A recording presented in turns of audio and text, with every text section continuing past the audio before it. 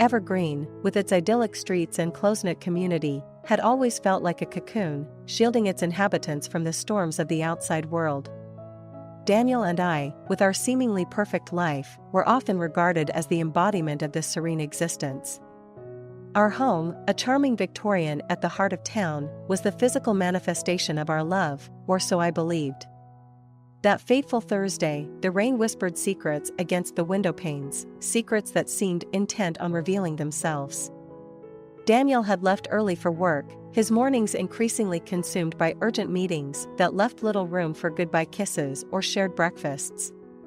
The loneliness of the house felt more pronounced in his absence, a silent testament to the growing distance between us. In search of a distraction, I ventured into Daniel's study, a space that was uniquely his, filled with the musky scent of old books and the faint hint of his cologne. It was here, amidst the clutter of his desk, that I found the envelope, an unassuming thing that contained the unraveling of our life together. The divorce papers, stark and unyielding, named Cassandra as the reason for the dissolution of our marriage. Her name, once a mere whisper in the corridors of our home, now screamed betrayal from the pages. The realization hit me like a physical blow, leaving me gasping for air in the suffocating silence of the room. I confronted Daniel that evening, the papers clutched in my trembling hands as I waited for him in the living room. The sound of his key turning in the lock was a prelude to the storm that was about to break. "Daniel," I began, my voice steady despite the turmoil within. "What is this?" I thrust the papers towards him, watching as his face transformed from surprise to resignation. He sighed, running a hand through his hair, a gesture of frustration I had come to know well. "I was going to tell you," he said, avoiding my gaze. "Cassandra and it just happened. I didn't plan for it." "How long?" The question was a whisper, laden with the weight of our shared history, of promises made and now broken. "Months," he admitted, finally meeting my eyes. "I'm sorry, I truly am. But this, it hasn't been right for a long time." The words were a death knell, signaling the end of everything we had built. In that moment, I saw the truth of our marriage, of the distance that had crept in unnoticed, eroding the foundation we had once thought unbreakable. "I don't even know who you are anymore," I said, the realization dawning on me as I spoke. The man before me was a stranger, his heart and future entwined with another's. Daniel reached out, a futile gesture aimed at bridging the chasm that had opened between us. "I never wanted to hurt you," he said, his voice tinged with regret. But the damage was done, and no words could mend the fractures of trust and love that had shattered under the weight of his betrayal. That night, under the cover of darkness, I left the home that was no longer mine, driven by a desperate need to escape the ruins of my life. The rain had stopped, leaving in its wake a silence that echoed the emptiness inside me. Evergreen, with all its charm and warmth, now felt like a prison, its familiarity a painful reminder of what I had lost. As I drove away, the lights of Evergreen fading in the rearview mirror, I realized I wasn't just fleeing from Daniel and his betrayal. I was searching for a place where the whispers of the wind spoke not of secrets and lies, but of hope and new beginnings. The journey ahead was uncertain, a path shrouded in the unknown, but it was a path I was determined to take, toward healing, toward rediscovery, and, ultimately, toward a life that was truly my own. The night wrapped around me like a cloak as I drove, the darkness punctuated only by the occasional passing car and the soft glow of my dashboard. The road ahead was a blur, my destination unknown, driven by an instinctual need to put as much distance as possible between myself and the life I was leaving behind. I wasn't sure how long I had been driving when the first light of dawn began to breach the horizon, casting the world in a soft, ethereal glow. The beauty of the sunrise was a stark contrast to the turmoil inside me, a reminder of the world's indifference to my pain. Exhaustion began to set in, both physical and emotional, as the adrenaline that had fueled my escape faded. I realized I needed to stop, to find somewhere to rest, somewhere to let the reality of my situation sink in. That's when I saw it, a small sign for the Whitetail Inn, partially hidden by overgrown foliage, pointing down a narrow, winding road. It seemed as good a place as any to pause my flight. The gravel crunched under my tires as I made my way down the tree-lined drive, the inn emerging from the morning mist like a scene from a fairy tale. It was a quaint, two-story building, its wooden facade weathered by time and the elements, but welcoming all the same. I parked the car and stepped out, stretching my cramped muscles and taking a deep breath of the crisp morning air. The silence was profound, broken only by the sound of birdsong and the rustling of leaves in the gentle breeze. The front door of the inn opened as I approached, revealing a woman in her late 60s, with kind eyes and a warm smile that reached all the way to her eyes. "Good morning," she greeted. "You must be exhausted. Come in, dear." I followed her into the cozy lobby of the inn, the warmth from the fireplace a comforting embrace. "I'm Martha," she introduced herself as she led me to a seat by the fire. "And you are?" "Anna," I replied, the name sounding foreign on my lips. It had been a long time since anyone had asked me who I was, rather than who I was with. Martha studied me for a moment, her gaze compassionate. "You look like you're running from something, dear," she said, not as a question, but as a statement of understanding. I sighed, the weight of my situation suddenly pressing down on me. "My husband, I began, but the words trailed off, the pain too fresh to articulate. Martha nodded, as if my unfinished sentence was enough. "You don't have to explain, dear. The Whitetail Inn has always been a refuge for those in need of one. You can stay here as long as you need." I was taken aback by her kindness, by the unconditional support offered by a stranger. "Thank you," I managed, my voice thick with unshed tears. "Let me show you to your room," Martha said, standing and leading the way upstairs. "You'll feel better after some rest." The room was simple but comfortable, with a view of the woods that surrounded the inn. "Breakfast is at 8, Martha said, pausing at the door. "But don't worry if you're not up. I'll save you some." As she left, closing the door softly behind her, I felt the first sense of peace since discovering Daniel's betrayal. The Whitetail Inn, with its creaking floors and the gentle kindness of its owner, felt like a sanctuary, a place where the whispers of the wind might just carry away the pain of the past. That morning, as I lay in the soft bed, watching the sunlight filter through the curtains, I allowed myself to cry, to mourn not just the loss of my marriage, but the loss of the life I had known. And as I cried, I began, slowly, to let go, to prepare myself for the journey ahead, a journey into the unknown, guided by the promise of new beginnings and the kindness of strangers. The Whitetail Inn, I realized, was not just a stop on my escape from Evergreen, it was the first step on my path to healing, a path that I would walk, one day at a time, towards a future that was mine to shape. The morning after my arrival at the Whitetail Inn brought a renewed sense of determination. Despite the turmoil that led me here, the tranquil setting and Martha's kindness provided a glimmer of hope. After a hearty breakfast, where Martha and I exchanged pleasantries and small talk about the inn's history, I decided to explore the surrounding woods. The wilderness called to me, offering a solace I hadn't realized I was seeking. The forest behind the inn was a dense tapestry of greens and browns, the canopy overhead a protective barrier from the world outside. I wandered aimlessly at first, allowing the natural beauty to envelop me. The soft rustle of leaves and distant bird calls a soothing balm to my frayed nerves. It was during one of these aimless wanderings that I stumbled upon Adam. He was seated on a fallen log, sketchbook in hand, completely absorbed in his work. I paused, not wanting to intrude, but the snap of a twig underfoot betrayed my presence. He looked up, his expression one of mild surprise that quickly morphed into a welcoming smile. "Hello," he said, closing his sketchbook. "I didn't expect to find anyone else out here." Embarrassed by my unintentional eavesdropping, I offered a small smile in return. "I'm sorry, I didn't mean to startle you." "I'm Anna," I introduced myself, feeling a strange connection to this stranger. "Adam," he replied, standing and extending a hand, which I shook tentatively. "Are you staying at the inn?" I nodded, suddenly feeling the weight of my story, unsure of how much to share. "Yes, just arrived last night." "It's a long story." Adam's eyes held a depth of understanding that surprised me. "We've all got our stories," he said, gesturing to the log beside him. Care to share yours? And so, I found myself pouring out my tale to this stranger in the woods, the words spilling out in a torrent of emotion I hadn't realized I'd been holding back. Adam listened intently, his expression one of empathy. When I finished, he offered a soft, "I'm sorry you're going through this.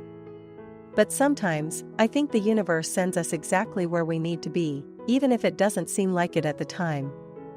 His words struck a chord within me, the simplicity of his perspective offering a new way to view my circumstances.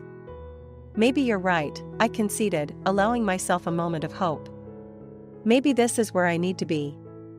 We spent the rest of the afternoon walking through the woods, sharing bits and pieces of our lives.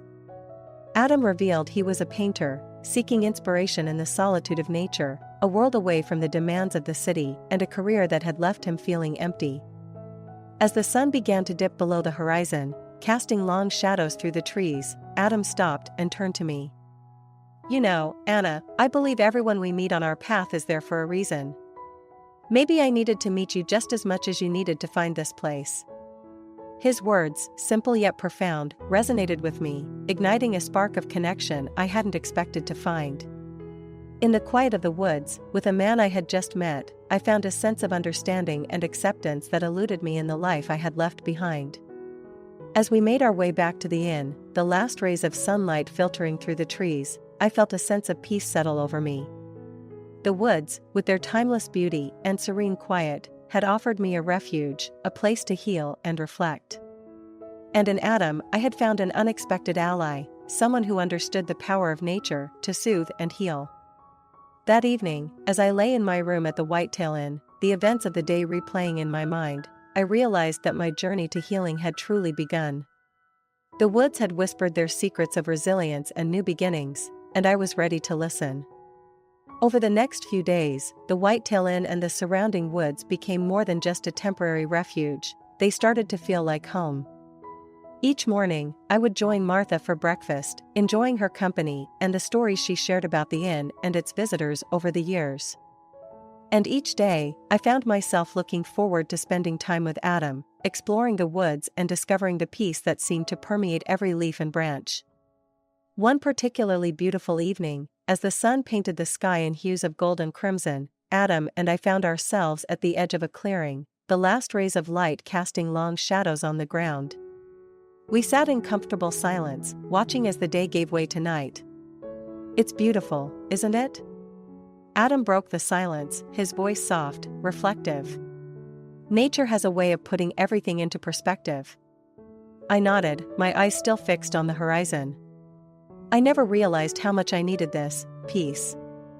It's like I'm hearing myself think clearly for the first time in years. Adam turned to me, a gentle smile on his lips. "Sometimes, we get so caught up in the noise of our lives that we forget the music of our own souls. It takes a place like this to remember." His words resonated with me, stirring something deep within. "I used to think home was a place," I mused aloud. "Now, I'm not so sure. It feels more like a feeling. Like being at peace with yourself and the world around you." "That's a beautiful way to put it," Adam replied. "Home isn't just where you live, it's where you're understood." As we made our way back to the inn, our conversation drifted to our dreams and aspirations, the things we held dear, and the paths we wanted to take moving forward. It was during this walk that I realized how much I had changed since arriving at the Whitetail Inn. The betrayal and pain that had driven me here were still part of my story, but they no longer defined me. The following morning, I awoke to find a sense of clarity I hadn't felt in a long time. After breakfast, I sought out Martha, finding her in the garden, tending to her flowers. "Martha," I began, unsure of how to express the gratitude I felt. "I want to thank you for everything.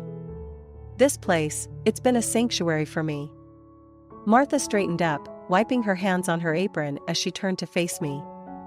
"My dear, seeing you begin to heal is thanks enough. This inn has always been a place of refuge, and I'm glad it could be that for you." I hesitated, the decision I had been pondering now at the forefront of my mind. "I've been thinking a lot about what you said, about the inn needing someone to carry on its legacy. I believe I want that person to be me." Martha's eyes lit up, a mixture of surprise and joy evident in her expression. "Are you sure, Anna? It's a big responsibility, running an inn." I nodded, more sure of this than I had been of anything in a long time. "I am. This place, it's helped me find a part of myself I thought was lost. I want to give others the same opportunity to heal and find peace." Martha embraced me, her hug warm and encouraging. "Then I can't think of anyone better suited for the task. We'll have a lot to discuss and plan, but I have no doubt you'll make the whitetail and thrive." As we parted, a sense of purpose filled me, a realization that my journey here was just beginning.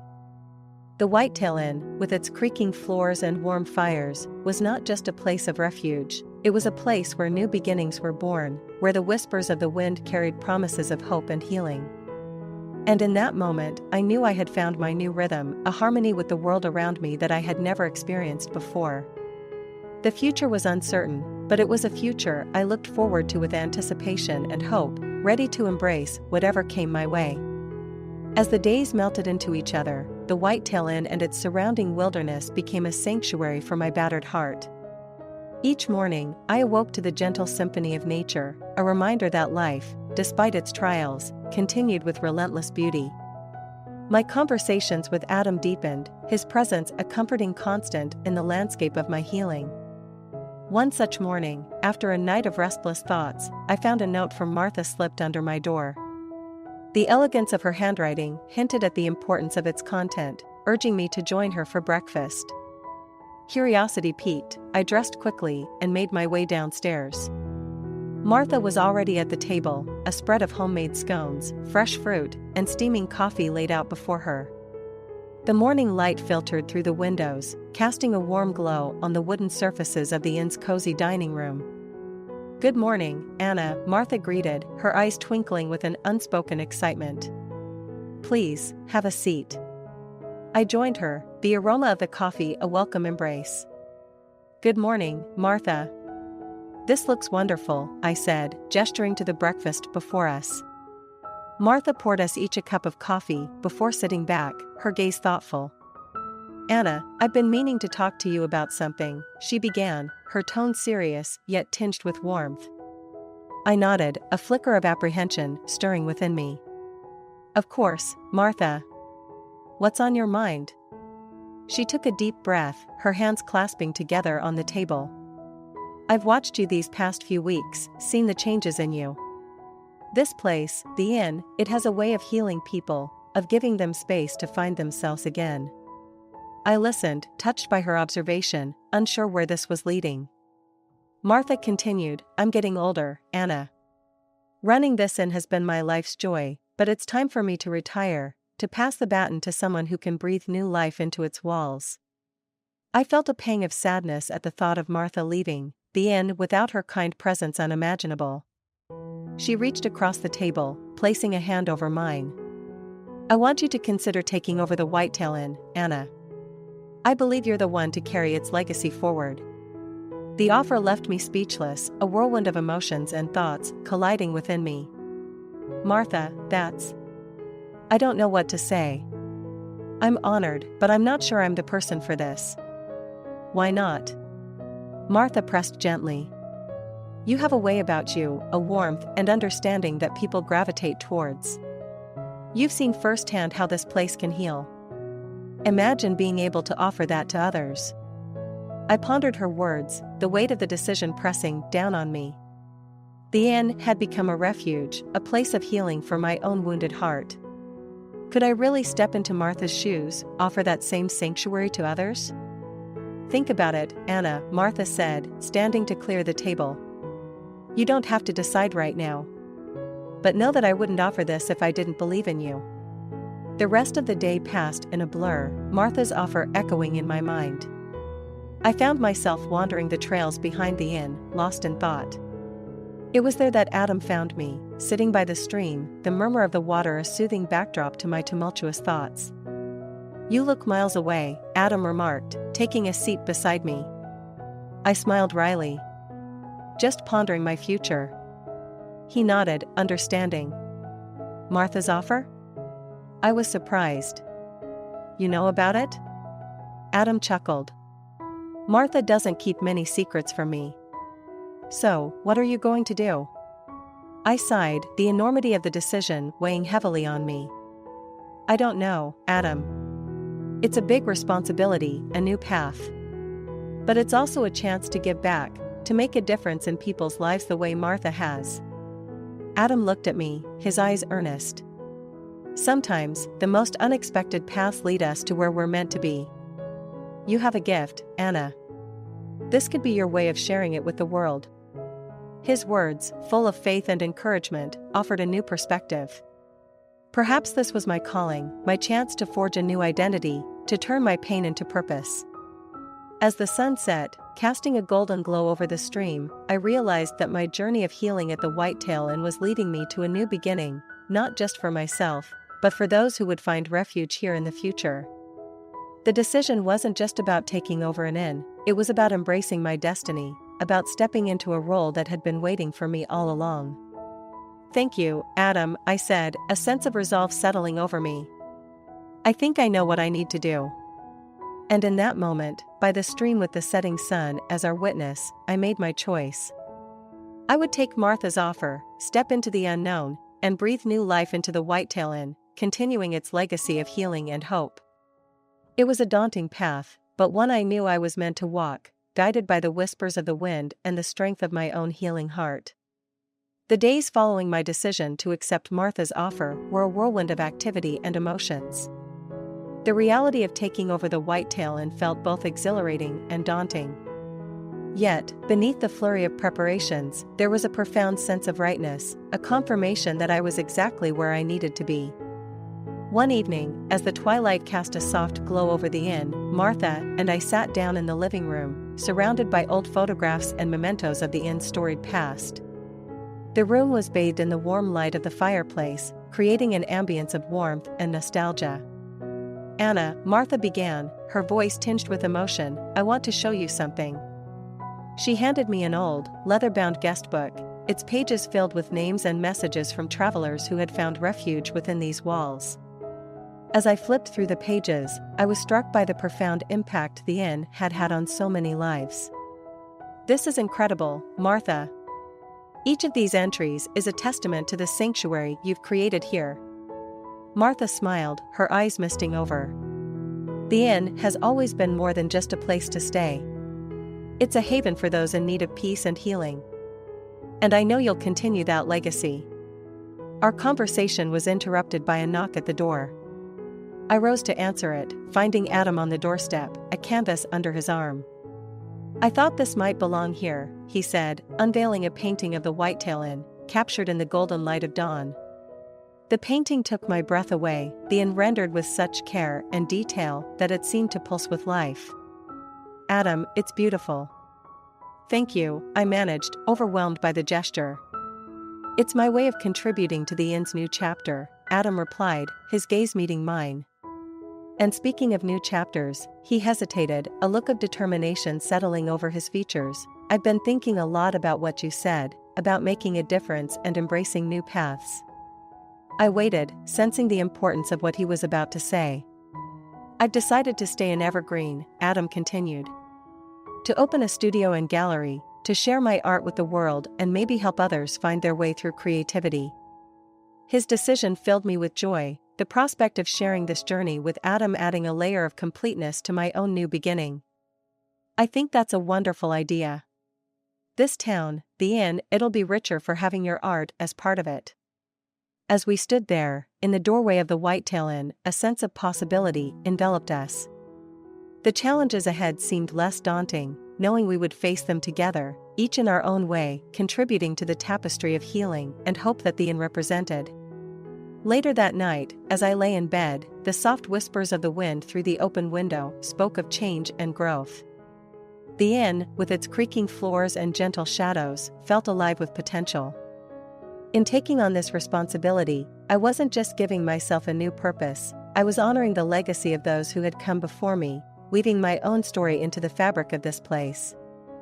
I realized then that my journey hadn't been about escaping the pain of my past, but about moving towards a future where that pain could be transformed into something meaningful.